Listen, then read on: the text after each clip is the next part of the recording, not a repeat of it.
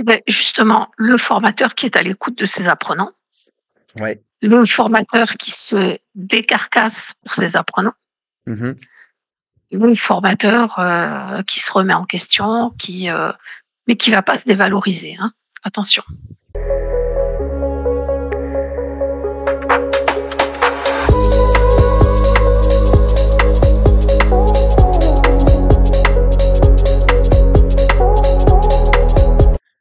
Donc, bonjour à tous et bienvenue du coup sur cette interview d'entrepreneur.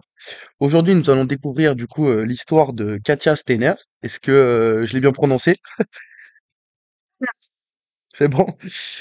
Du coup, une entrepreneur qui a, créé sa propre formation et qui, aujourd'hui, travaille, à 100 à distance, si je me trompe pas. On va dire à 90 à distance. Ouais, 90. OK. Digitalise des formations OK. pour des sociétés et je forme les utilisateurs, donc en général des formateurs qui vont eux-mêmes déployer les formations. OK, ouais. On va commencer du coup par la première partie, c'est-à-dire voilà 10 questions qui sont, les mêmes pour tous les invités et la première question c'est, du coup, où sommes-nous? Et donc, dans ce cas-là, pourquoi, on est à distance aujourd'hui? On est à distance parce que je travaille 90 à distance, D'accord. 10 en présentiel Mmh. OK. et quelque chose que j'aime bien. Ouais, c'est plus facile. Oui, en raison de mon handicap, oui. Ouais. Est-ce que, vous êtes né entrepreneur ou, vous l'êtes devenu? Ah, alors je vais vous dire que quand j'avais 25 ans, j'ai créé ma première entreprise. C'était D'accord. une librairie spécialisée sur la bande dessinée et les affiches de cinéma et ça OK, s'appelait Cartoons, l'univers de la BD. d'accord. Donc du coup, ça serait voilà, c'est un peu un choix de vie, même en début de carrière, quoi. Oui. Ouais, OK.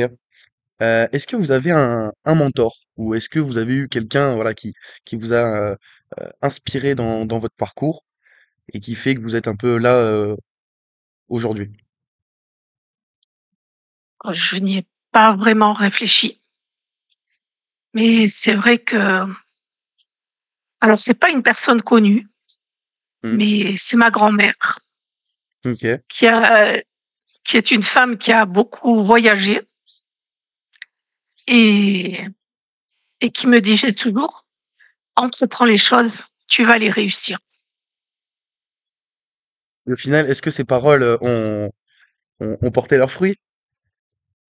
Oui, parce qu'elles m'ont donné, l'envie d'oser. Ouais, OK.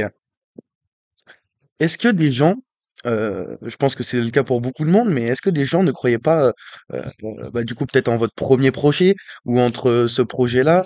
Est-ce que voilà, est-ce qu'il y a des gens qui, forcément, croyaient pas et du coup, essayent de rabaisser ou essayent peut-être même sans le faire exprès, hein, mais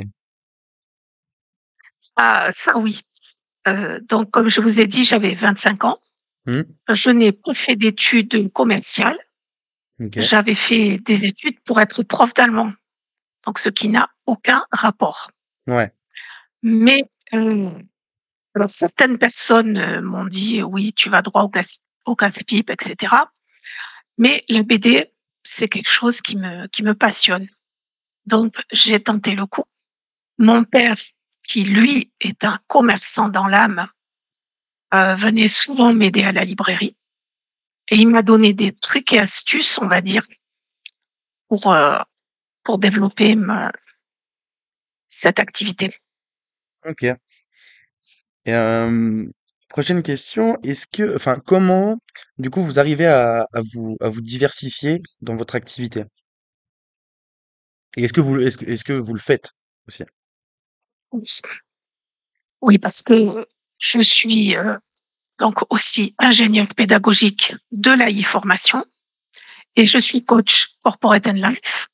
Pourquoi? Parce que, à cause de mon vécu, puisque OK, j'ai eu un accident de vie et donc ça m'a permis, moi, là, j'ai été entourée, bien sûr, par des coachs en centre de rééducation et j'ai eu envie à mon tour, de partager ce qui m'avait réussi.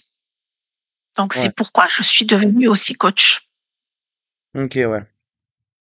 D'accord. Et, euh, et du coup, bah, la question suit un peu la suite. Quelle est, quelle a été la décision la plus difficile que vous ayez prise, bah, du coup, durant votre vie? Le plus difficile. Donc, quand j'étais jeune, arrêter ma librairie, Ok. des raisons familiales. Ouais. Et puis, j'ai fait quelques années salariée.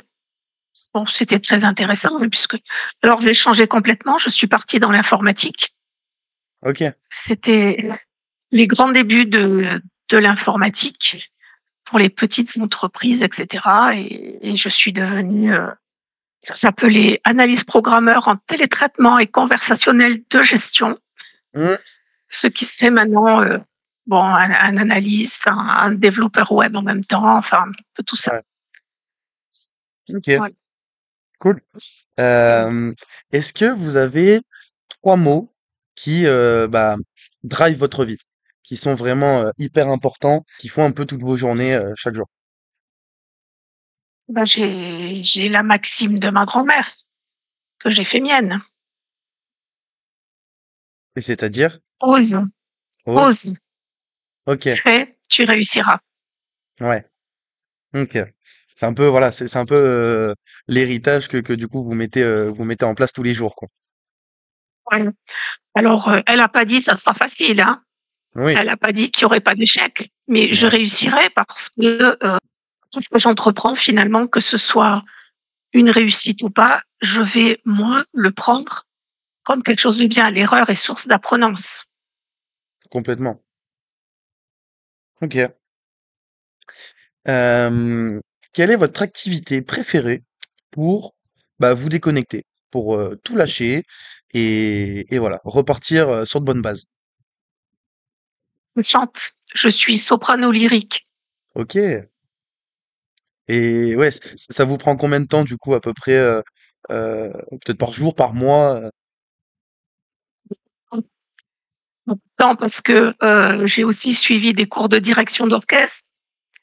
Donc, il m'arrive de diriger des ensembles musicaux. Je dirige une chorale aussi et je fais partie du chœur d'agglo. Ok. Oui, donc Bon, la musique tient une grande part dans ma vie. ouais. Ok, bah on reviendra sur ce point-là tout à l'heure. De toute façon, dans la deuxième partie, c'est là où on revient sur la vie du coup de la personne pour bah, du coup voilà comprendre comment elle en est arrivée là, etc. Là, on, on met les bases avec ces 10 premières questions. Du coup, prochaine question.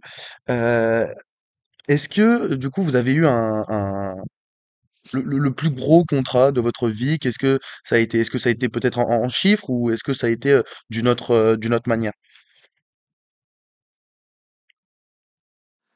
Alors, le plus gros contrat, c'est pas un contrat, c'est quand, je chantais. OK. J'ai chanté aussi dans des pianos-bars et alors je vous parle de ça, il y a pas mal d'années puisqu'on était en francs et je chantais, au piano-bar d'un casino à Monaco, dont je ne citerai pas le nom Ouais. et une personne m'a demandé, ainsi qu'au pianiste, si on pouvait lui chanter O Sole Mio. Mmh. Donc cette chanson, je ne la connaissais pas en italien, mais je la connais, celle de Elvis Presley, puisque c'est It's Now or Never. Mmh. OK. Donc j'ai à peine fredonné deux, trois notes. Le pianiste aussi a plaqué quelques accords. Et cet homme nous a donné à chacun 500 francs. Ouais. Donc un beau cachet pour une chanson. Même pas une minute. Ouais. Ah bah, c'est bien, comme quoi fallait peut-être rester à Monaco. OK. Où vous voyez votre boîte dans 5 ans? Et du coup, comment vous allez faire pour atteindre vos objectifs? Alors ma boîte, là, je vais aussi me diriger vers la recherche. OK, Ouais. Je vais prendre des partenariats avec des universités et puis, peut-être que parce que j'envisage aussi de passer mon doctorat et peut-être qu'après mon doctorat, je vais m'arrêter et profiter de ma retraite, ouais, donc revendre ma boîte. OK. Et du coup, pourquoi ce doctorat? C'est un objectif de vie? Parce que j'aime aller au bout des choses Ouais, et donc je voudrais bien, je me mets l'objectif de passer un doctorat en sciences de l'éducation. Je travaille avec l'intelligence artificielle et les neurosciences OK, et donc c'est l'aboutissement de mon travail et de ma recherche. d'accord. Alors, ces 10 questions sont finies, mais souvent, je rajoute cette petite question bonus. On entend souvent, est-ce que vous avez un conseil pour les jeunes qui veulent se lancer dans l'entrepreneuriat? Moi, j'ai mixé les deux. Donc, j'aimerais un conseil pour les jeunes, mais aussi pour les moins jeunes, qui du coup aimeraient voilà, se lancer dans l'entrepreneuriat. Alors, eh ben, je vais leur dire Mmh, d'oser, mais aussi, de se former un minimum.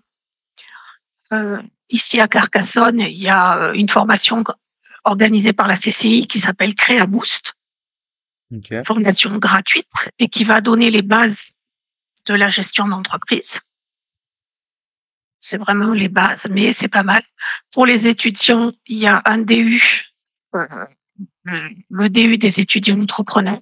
oui, Donc ça, c'est encore plus approfondi. OK, Voilà, il y a ces 2 formations qui sont bien parce qu'elles permettent de se tester et puis aussi de tester son activité en couveuse d'entreprise, ce mmh, que j'ai fait pour, valider le projet ou voir, où est-ce qu'on peut le modifier et comment. d'accord. Oui, oui. OK. Bah, écoutez, merci beaucoup déjà pour, ces réponses. On va passer du coup à la deuxième partie.